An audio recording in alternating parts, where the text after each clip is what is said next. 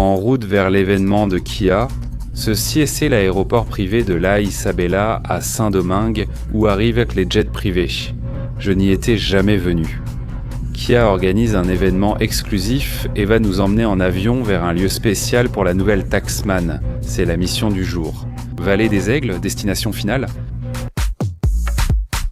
Oh. Salut. Salut, ça va et vous ? Bienvenue à l'expérience. 2 carnavals nous attendent encore, dont le Taxman Experience.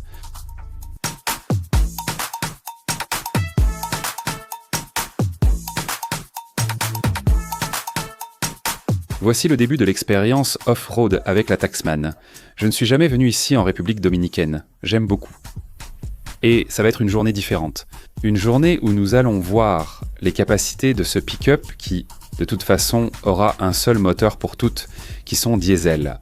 Elle a été conçue selon les spécifications de ce marché dominicain.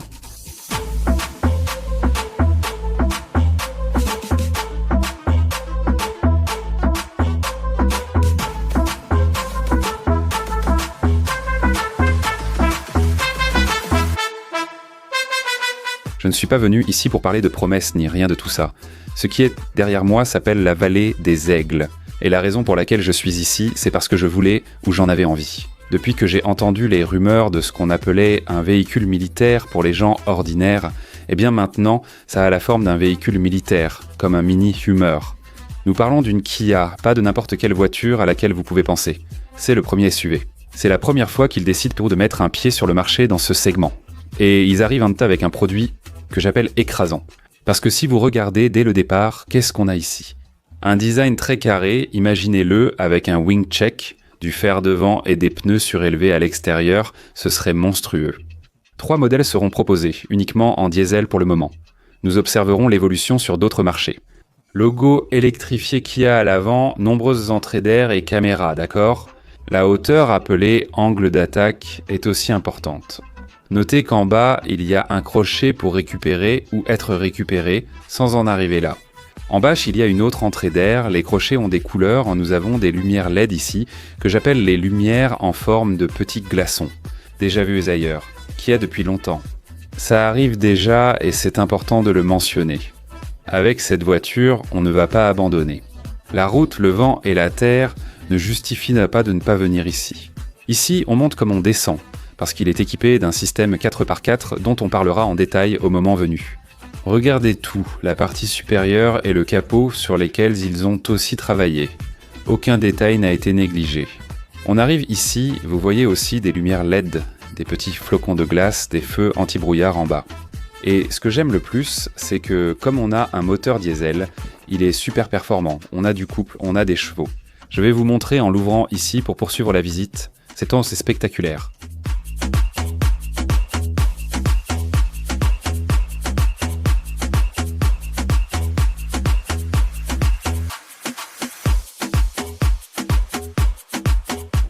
C'est un arrêt un peu technique ici. Au milieu de ce chemin, que j'aime beaucoup. Parce que comme vous pouvez le voir, toute la façade est pas bien fixée. Cela a été conçu en pensant aux chars de guerre. La programmation a pris plus de 4 ou 5 ans. Les gens disent non, parce que je n'ai pas trouvé quelque chose qui me convienne parfaitement. Je n'aime pas que ce soit carré, que toute la façade soit comme ça. Style guerre, ça me plaît beaucoup. Dur, ça c'est la version Sport, ça c'est la version Exxon.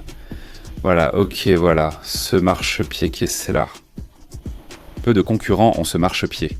Ça me rappelle General Motors, tu montes ici facilement. Intéressant. Dans le monde d'aujourd'hui, tu sors dans la rue et tu vois un pick-up ou un SUV et ils sont tous pareils. Des écrans et de nombreux gadgets électroniques. Ici, on réfléchit à nouveau à ce qu'est la Terre, à ce qu'est ce mode de vie. Pour venir ici, il faut cet équipement, sinon c'est impossible. Regardons sous le capot, c'est essentiel.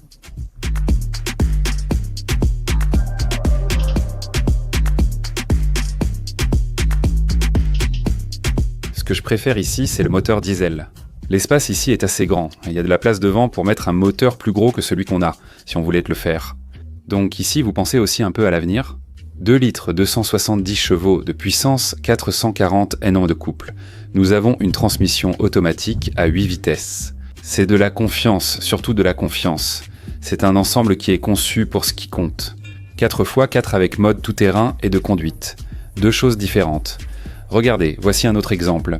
Je vous les sépare, mode tout-terrain et mode de conduite que nous avons là. Sur le volant, vous sélectionnez celui que vous voulez sélectionner. Dans ce segment, personne n'utilise de vérin hydraulique. Tout est soulevé et maintenu par une tige, contrairement ici. Ceci est entièrement préparé pour autre chose. Nous parlons ici d'un prix de 69 990 $ sur ce marché.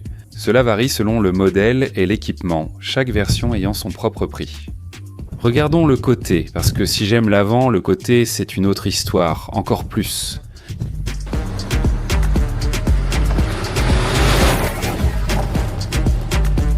Ici devant, la suspension appelée triangle surélevé offre plus de garde au sol et de liberté de mouvement.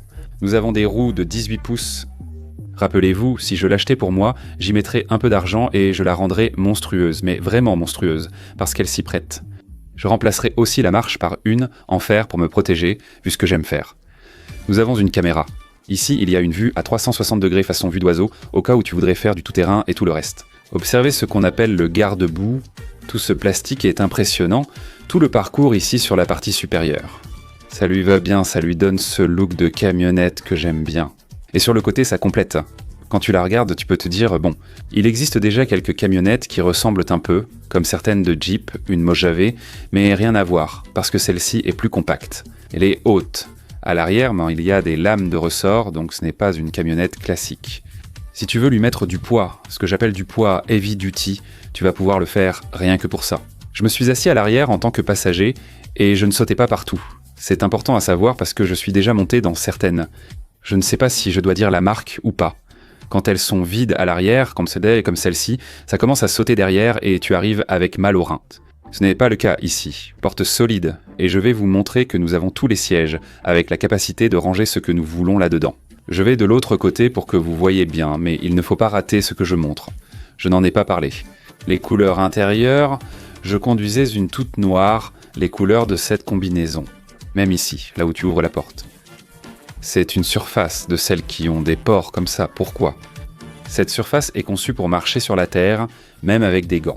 Pour les travailleurs, pour les gens qui veulent de passer le week-end avec leur famille dans un endroit comme celui où nous sommes maintenant. Super bien préparé. Je voulais vous montrer ici, à l'arrière. En soulevant ceci, l'espace de chargement s'agrandit, permettant d'y placer facilement un fusil pour la chasse. Ici, vous pouvez emporter toutes les munitions ou affaires pour votre week-end à la plage ou toute autre chose. Autre chose importante, c'est la première fois de ma vie que je vois une poche avec une fermeture éclair. Je n'avais jamais vu ça de ma vie, mais jamais de ma vie. Ici en haut, il y en a une petite pour le téléphone ou autre, avec une fermeture éclair en bas. Je n'en ai jamais vu. Donc, ce que tu mets ici est protégé. Les sorties de clim au centre sont plutôt indépendantes. La fenêtre de la belle-mère ne s'ouvre pas, donc tu ne peux pas lui parler avant d'arriver à la maison. Mais ce n'est pas grave, cette partie est très bien. J'aime les sièges, les couleurs et les matériaux utilisés. Et ça monte et ça descend.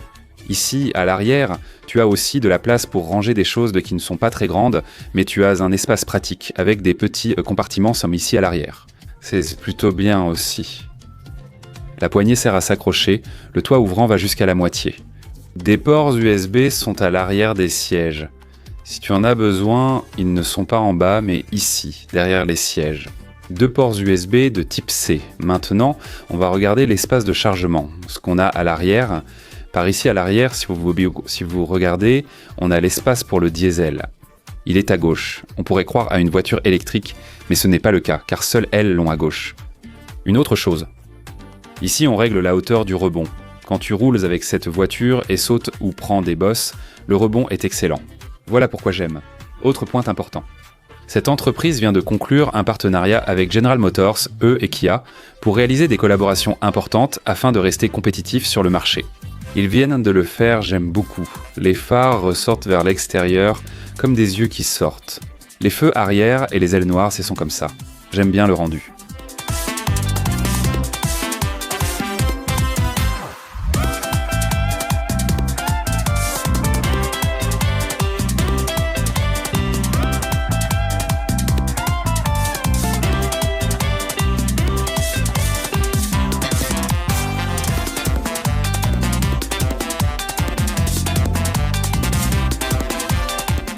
Contrairement à la Sport, cette X-Line équilibre ce qu'ils appellent la robustesse, elle a beaucoup de raffinement. Cet intérieur, surtout le volant, me fait tellement penser à Land Rover, c'est un vrai compliment. J'ai des palettes derrière le volant. La suspension est réglée pour bien tenir sur la pierre. Civilisation, ville. Les freins mordent de façon progressive quand vous remorquez quelque chose de lourd. On a un jouet.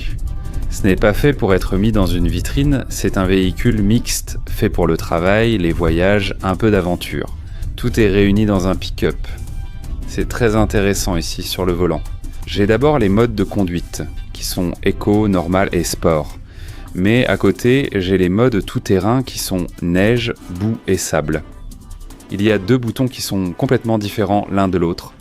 Moi, je la conduis en mode sport. Pourquoi prennent-ils cela en compte ? Qui n'avait jamais fait ce qu'on appelle salir ses bottes de boue ? Salir ses bottes de boue. Il regardait toujours de loin tous ces constructeurs de SUV qui avaient toutes ces voitures électriques, des voitures futuristes. Et soudain, d'accord, de nulle part, il décide de sauter sur ce ring de géants. Ici, on va parler de châssis, on va parler de couple. Le terrain des pick-up est cruel, il est féroce, comme vous pouvez le voir. Même si le terrain semble plat, le sol est plein de bosses, de trous. D'accord, alors ça arrive comme un intrus qui a très faim. Il faut la voir comme quelque chose de dangereux. Si j'étais la Ranger, la Hilux ou une autre de cette catégorie, et je dirais, ou bien un nouvel adversaire est arrivé ici sur le ring, il faut faire attention. C'est ce qu'on appelle une provocation qui répond par la provocation. Je ne viens pas copier qui que ce soit. Je viens inventer quelque chose de propre, quelque chose à moi, quelque chose dans ma propre langue. Et en sortant ici sur la route que je quitte déjà, celle qui est la terre, ça accélère bien, ça fait du bien, ça roule bien, et c'est la partie qui m'a beaucoup plu. Parce que cette Tasman, c'est comme une invitée inattendue que tu as à ta table, et c'est une table remplie de loups, qui sont tous de vieux loups. Certains la regardent avec beaucoup de méfiance. Moi je la regarde et je me dis, peut-être qu'il fallait du sang neuf sur ce territoire. Qu'est-ce que vous en pensez ? Moi je le vois un peu comme ça. Parce que cette Eki met en avant des sièges électriques en cuir bicolore. E-shifter, c'est-à-dire qu'ici nous avons les shifters en bas. Nous avons un toit, un écran 10,25 pouces avec Apple CarPlay, Android Auto et une caméra 360 d'accord. Nous avons plusieurs angles, plus de 6 ports USB des chargeurs sans fil, le maintien de voix, le détecteur d'angle mort et le régulateur de vitesse intelligent. Quand tu mets le clignotant, une caméra s'allume, comme chez Kia, Hyundai et Genesis, qui appartiennent au même groupe. Quand tu ouvres les portes et t'assois ici, tu vois que ce n'est pas une cabine ordinaire, toute Ustera. C'est un salon avec des bottes. C'est quelque chose de différent de tous les autres SUV et je pense que c'est un point très positif qu'elles ont. Les gens qui aiment critiquer les voitures, la presse qui critique les voitures, sont totalement surpris par le raffinement. L'assaut, parce que c'est un assaut de qualité, un assaut que personne ne percevait, que personne n'attendait. C'est une inconnue en termes de durabilité à long terme. Nous sommes face à des rivaux qui ont des décennies de réputation. Quand je la conduis, j'ai l'impression que ce véhicule existe depuis longtemps. Elle roule comme ça, aussi bien que ça. Pour ce prix, on parle d'une Hilux S-RV, d'une Ranger XLT, de la Colorado Z60 et 11. La X-Line se distingue par son équipement complet. Intérieur premium, aide et remorquage. Une attitude qui combine travail et luxe sans demander pardon à personne. Comme je vous l'ai dit, c'est très bien préparé, qui a pris son temps. Si tu viens d'une cabine de ces camionnettes traditionnelles qui sont super spartiates, ça te change complètement la journée. Ça fait 10 à 12 km par litre, c'est bien. On parle bien de litres. La Tasman va-t-elle grandir ? Plus tard, on verra peut-être un turbo essence. Qui sait si on verra quelque chose d'électrique ? Peut-être quelque chose en rapport avec un hybride, un plug-in. Qui sait ? On attend beaucoup, car cela vient d'être présenté. Le volant me plaît parce qu'il me donne cette sensation d'être plat en haut, plat en bas, avec le petit logo en haut. J'ai des boutons pour contrôler tout cet écran numérique que j'adore. Tout est tactile, bien sûr, et une bonne visibilité. Voici la page d'accueil, la carte, la recherche et les commandes de climatisation en bas. Où que tu touches, tu ressens cette surface qui est la même que celle que nous avons pour ouvrir les portes. Ainsi, avec un gant, ça ne glisse pas. Les connecteurs USB sont en bas. chargeur sans fil et 2 porte-gobelets. Ici, j'ai pour 4 hauts, 4 bas automatiques, la caméra, bien sûr, voilà la caméra. J'ai aussi ici le bouton au centre, j'ai le contrôle de descente. Elle est super équipée, porte-gobelets dans les portes, les sièges Harley Davidson sont confortables, la visibilité est excellente. Poignée évoquée, toit ouvrant. Que voulez-vous de plus ? Le levier de vitesse et le bouton de démarrage sont placés d'une façon que je ne connaissais pas. Je n'avais jamais vu ce levier de vitesse, mais le bouton de démarrage est en bas. Je ne le savais pas et je ne l'avais jamais vu ainsi dans aucune voiture auparavant. Je pense que Kia a ici entre ses mains une voiture, un camion, un utilitaire, un pick-up comme tu veux l'appeler, qui est totalement gagnante dans ce segment et qui répond grâce à ce diesel. Grâce à ce couple que nous avons ici, super puissant, super fort, c'est vraiment très intéressant. Je vous dis que ça m'a beaucoup plu, je ne m'attendais pas à aimer autant, vraiment. Au début, quand j'ai vu la photo, je me suis dit « Bon, on va voir. Est-ce qu'elle ressemblera à une Richland ?» Pas du tout. J'ai déjà reçu des commentaires Instagram disant qu'elle ressemble à une Richland, mais ce n'est absolument pas le cas. Elle est unique, avec son propre style et sa personnalité, ce qui la rend très intéressante. Je suis à Saint-Domingue, en route vers la vallée des Aigles pour la présentation officielle. J'ai eu le privilège qu'ils m'ont laissé la voir et l'essayer avec lui. Moi, en avance avant tout le monde. Je remercie beaucoup pour ça. Parce que grâce aux gens qui s'abonnent, on me donne ces privilèges et ça me plaît. Je me sens à l'aise qu'on me traite ainsi et qu'on me donne cet accès anticipé aux produits.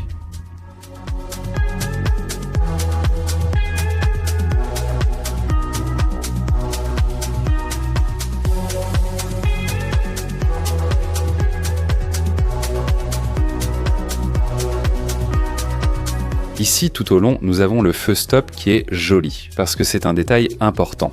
Caméra. Ici, nous avons un couvre-objet sur le dessus, parce qu'il viendra un moment où nous aurons beaucoup d'accessoires disponibles pour elle, y compris des couvre-objets comme celui-ci. Tout ce que vous mettez ici doit être fermé. Si on ouvre, la descente est douce, hydraulique, j'aime beaucoup. Nous avons 1500 kg de charge utile et jusqu'à 3500 kg en remorquage, c'est beaucoup. C'est possible grâce au moteur que nous avons ici. C'est la seule façon dont nous pouvons le faire et c'est l'excuse que nous avons pour le faire. Même si c'est lourd, tu mets le crochet et tu peux le faire.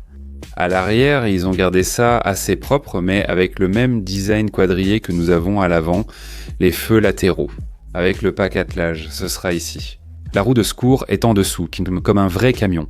Mais ce n'est pas tout. Ici, on a aussi un crochet en bas pour tracter, pour qu'on puisse nous tracter n'importe quoi. Elle est super bien équipée de ce côté, ici à l'arrière. C'est pour ça que j'aime beaucoup la Tasman. Et je suis vraiment content qu'ils ne l'aient pas mis en chrome, parce que ça aurait été trop tape à l'œil s'ils l'avaient mis en chrome. Kia Forgé XL.